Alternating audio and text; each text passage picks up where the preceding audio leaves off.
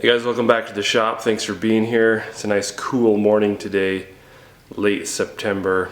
Finally starting to cool down at night and be cool in the morning. Something that, you know, back home in Idaho, that's normal pretty much all year round, but not something we have here in Texas most of the year. Been in the shop, been in the forge all summer, sweating it out. I'm able to put my forge just outside the shop, so most of the heat's not coming into the shop, but on a cool morning like this, you know, you just want to light the forge up.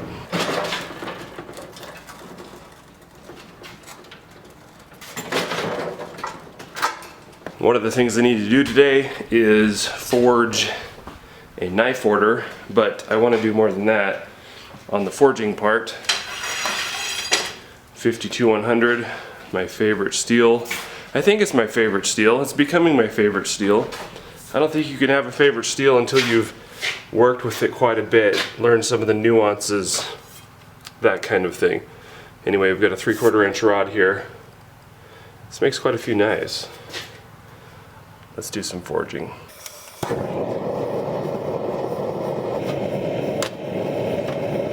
We need to forge some Puukko knives. Like I said, one is an order, but I want to forge a couple extra so that I can put them up for you guys, whoever.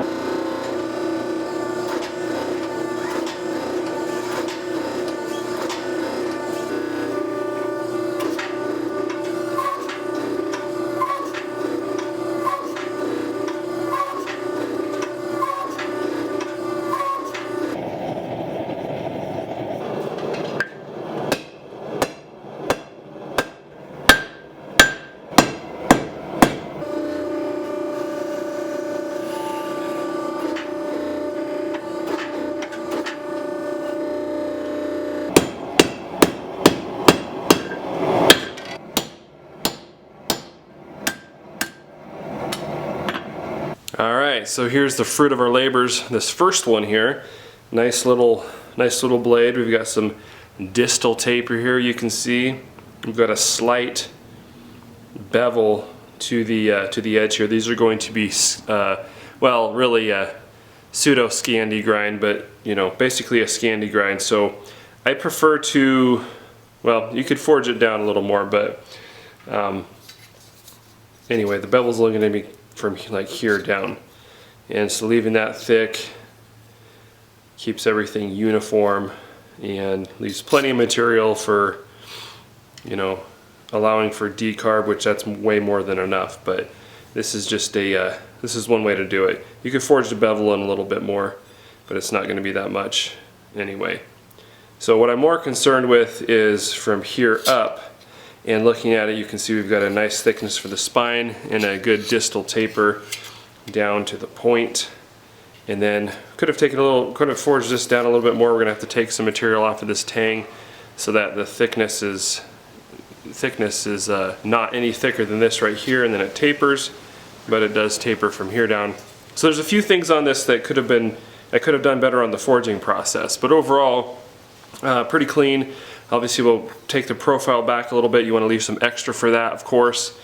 But, you know, great little blade, 4-inch blade, somewhere in there, and it'll make a great knife. One of the things I find helpful in this craft is to continually find ways to push myself to be better. And whether that's fit and finish on a product, on a knife, whatever it is, or learning a new technique. There's lots of different aspects, but when it comes to running a business, when it comes to actually paying the bills doing this, one of the important factors to take into consideration is efficiency. And the more hours you spend forging blades or whatever you make, the more efficient you should be able to become at it. And I've noticed that over the years, and one thing I kind of struggled with originally was sort of understanding that I need to become more efficient. I'm making the same product or even a better product, but becoming more efficient at it. So the time input is not a direct relation to the quality. Does that make sense? If it is, then you're either not progressing in your skills or you're purposely, I don't know, sandbagging it, because the more you do something in practice and seek to get better, you know, you're going to get better, so you're going to build a better product in the same amount of time, or you're going to build the same product in less amount of time. Does that make sense? And so when it comes to, you know, doing it as a business, that's one aspect I have to ask myself. How long does it take me to forge this knife? Am I, you know, becoming more efficient at it, so that with inflation, so that with rising material costs, rising cost of living, etc., do I make a better profit on this product without raising the price? And obviously at some point you have to raise prices because of the unstoppable the way things go, just, you know, throughout the decades. But, you know, I should be able to make more money on this same knife now than I did 3, 4, 5 years ago. And primarily, or one of the ways that I should be able to do that, is through greater efficiency, building the same quality product in less time. That was a long spiel, but if you're into this for making money on any level, it might be helpful to you. So the next thing we're going to do is see how long it actually takes me to forge a blade very similar to this. This, you know, maybe a little bit smaller, but somewhere in this range, okay? A little Puukko blade, forged out, ready for, you know, normalizing, grinding, etc. This exercise is going to help me focus on whatever steps, whatever movements are necessary, and the ones that are not, the ones that are wasted. How can I become more efficient with my hammer blows? So I'm gonna set up a timer and we're gonna do this. All right, the way we're gonna run this is with a prepared bar. So we're not gonna start from round stock, we're gonna start from the flat bar stock. So it's about 3/16, 1/4 inch thick, something like that, and about 1 inch wide. And it's going to be, you know, pressed out to a reasonable length for us to work a blade on. The forge is going to be hot, the bar is going to be hot, and that's where we're going to start the timer from. Okay, there's our bar. Here's our stopwatch. Okay, we're about ready to go. Okay, here we go.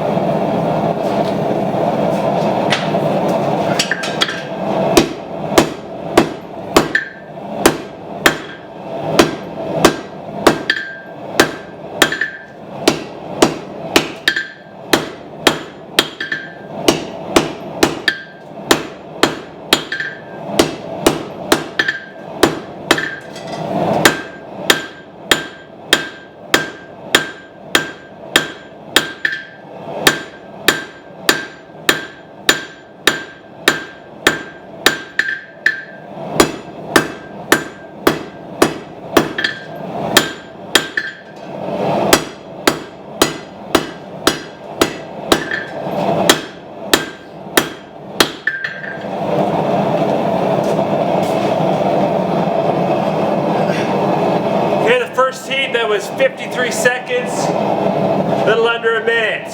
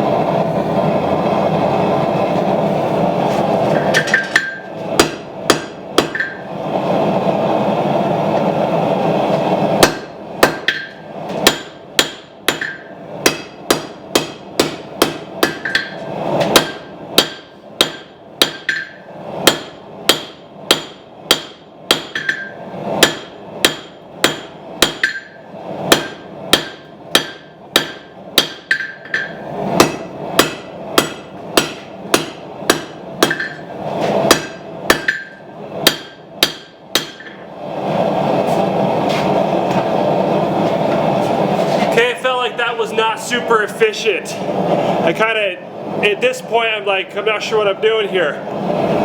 This is sort of helping me understand, okay, where do I need to improve on how I approach forging this blade? And there that was kind of a wasted heat, really. There's not a lot of purpose behind that. I thinned it down a little bit, just kind of forged it down a little bit. But how could I have done more for that on the first heat? Stuff I got to think about, but it's stuff that you don't think about until you're actually putting that sort of that boundary on it, putting a time component, something that forces you to look at it in a way that you have not before. So it's hot again. So let's go.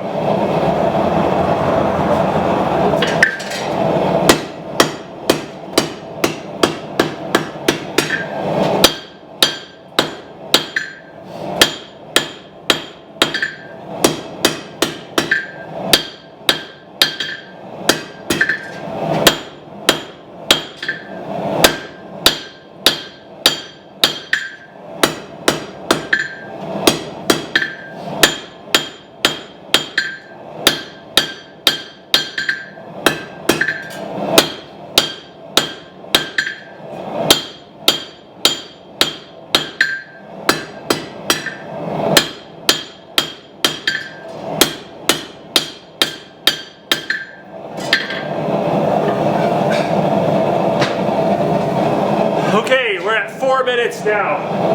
Mile 353 when I put it back in the forge. I haven't touched it with the press yet since working the bar down. But the next thing I'm going to do is go ahead and establish those shoulders and the tang on the press here. Of course, you could do it with the hammer. I'm using the tools that I have available to try to see what I can improve on. The blade is mostly forged at this point. It's when I put it back in the forge, I'm pretty happy with where it's at. Needs a little refinement, but honestly, if I didn't have that opportunity, I could just straighten it and roll with it. It's that close, but the tang obviously is super important too.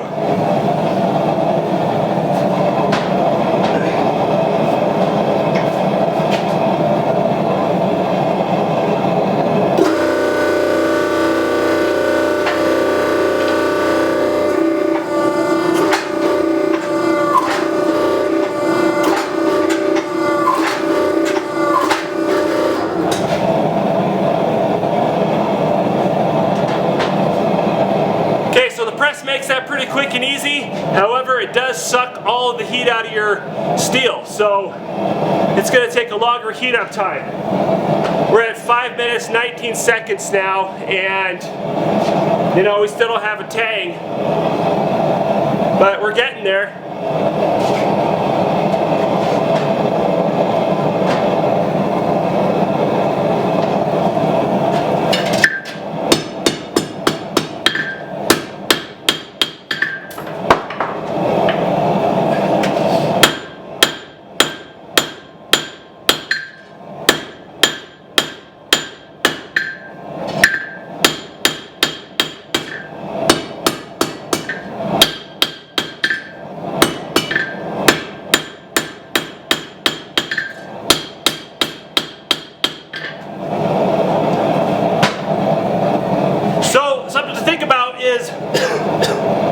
You can do the same work with 2 or 3 real heavy, strong hammer blows, and that's where a heavier hammer comes in.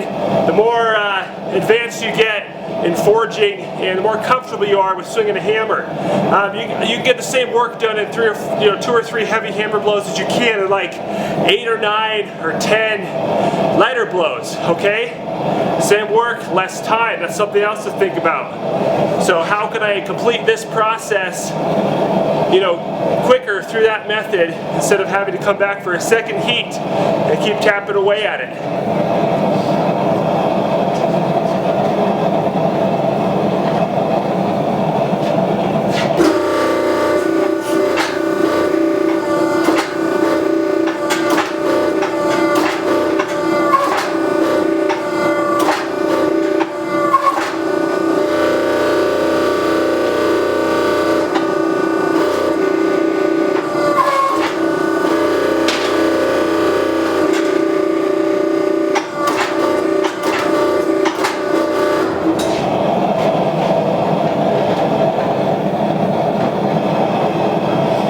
Okay, so we're making good progress. 7 minutes, 30 seconds. Next thing I'm going to do is cut the tang off. I got my maker's mark stamped in there. Worked on the tang a little bit more. So I'll show you it real quick. That's what it looks like right now.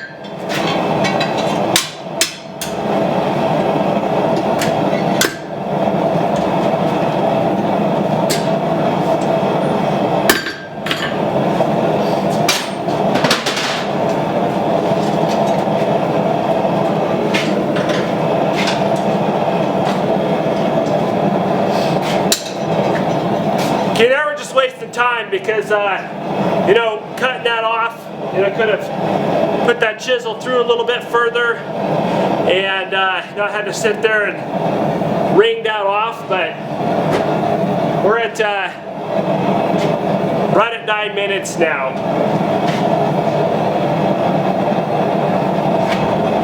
Okay, so we've got to finish this tang out, straighten this up, and then we'll be done forging it in this stage.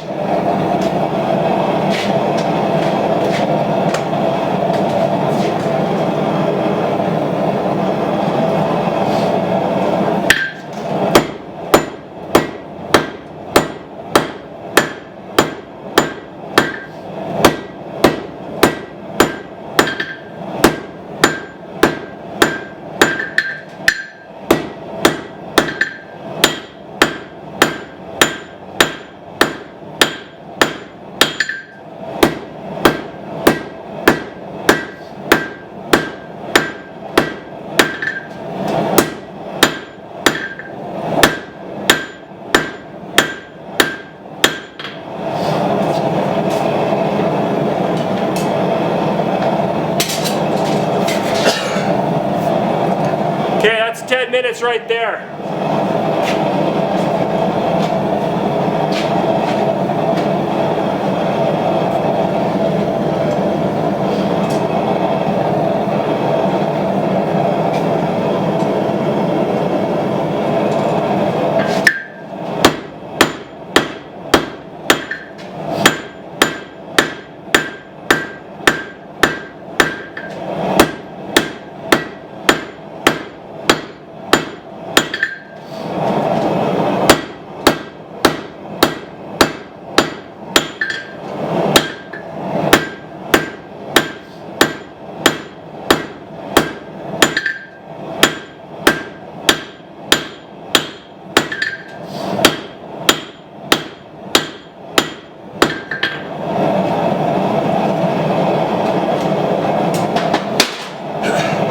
You notice I'm not using the press to forge this tang out, which I normally would be doing more of that, but because it sucks the heat out, it's really not more efficient. It takes less energy, obviously, because I don't have to be hammering, but it's not faster.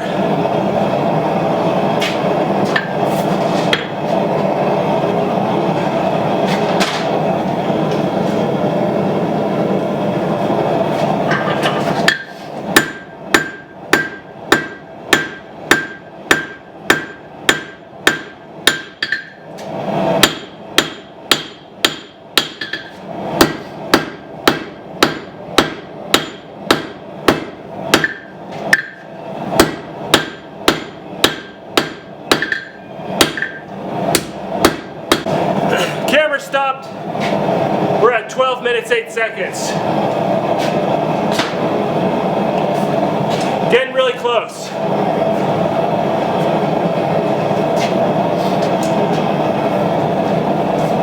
Hopefully my battery doesn't die because it's blinking.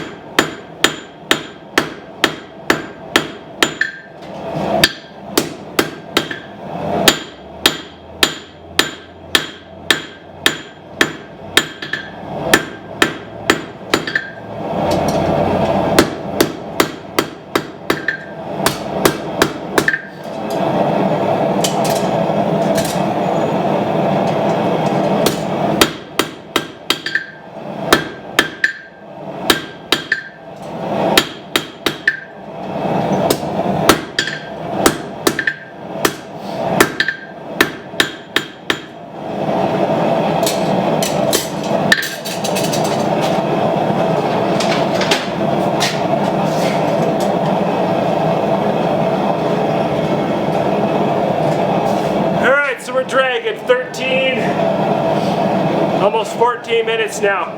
I'm just gonna heat this up again and run it through the press for a nice sort of flattening cycle, and then we should be done.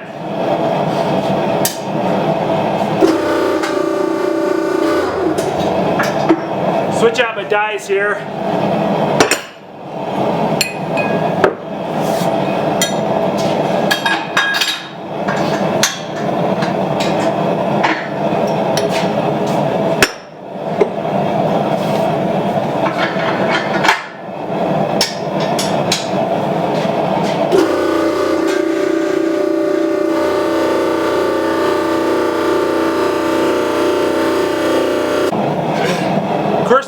Pack did die, but let me show you what we got here, because we finished the blade right after the battery pack died.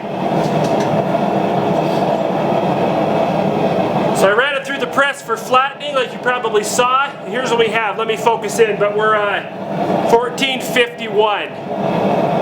Alright? Okay, so I shut off the forge so we can, I don't have to yell, and I'm going to forge a couple more of these, but at least one more. Anyway, so this is what we have here, and that is scale cracking. Okay, yeah, that's not a crack. Alright, so you can see there's some sort of elongations here, whatever. You could take another heat and get rid of those. That's going to come off on the grinder super fast and easy. So, you know, the same sort of standard here. We've got this distal taper here. It's a little bit shorter blade. What are we at here? 3.5, 3.75. Probably 3.5 finished length blade, so nice size. That's kind of what I was going for. Plenty of stock here to come back on the profile just a little bit. You know, after heat treating, a bit of a bevel. Same deal. It's going to be a Scandi grind. So yeah, we're doing really good. This is what it should be after the forging process, and it's ready for normalizing and grinding and all of that. So yeah, for almost 15 minutes. I mean, is that good? Some would say that 15 minutes to forge this blade is way too long, and some of you are going to think that's super fast. You know, it doesn't really matter at the end of the day. What matters is if it's working for what you're doing, and if it's working for what I'm doing. I'm pretty happy with that. I don't have to forge them that fast to make things work around here. But knowing that I can do this in 15 minutes, and then realizing that in a couple of heats there, I was kind of mentally fumbling, like, okay, what am I actually supposed to be doing here? What is, you know, I kind of wasted a couple of heats trying to figure out what it was that I needed to do next. I think maybe that's because, like, on the first heat, I got more done than I usually do, and I'm used to doing some of that on the second heat, and so mentally I hadn't gotten ahead yet.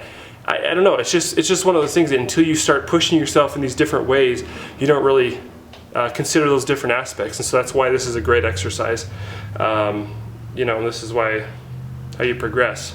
So, happy with that result. Can we do this faster? Yeah, and it's not really about how hard you can hammer, how fast you can hammer, as much as it is knowing exactly what you're trying to do, and that's all mostly up here. So again, blacksmithing, bladesmithing, it's not just being able to swing a big hammer. It's a skilled trade. It requires thought and mindfulness. So anyway, hope you guys enjoyed the video. Hopefully that helped you out in your shop and projects, maybe think about some things. So I'm going to go ahead and keep forging away, forging ahead, whatever. Appreciate you guys watching, as always, and we will see you on the next video.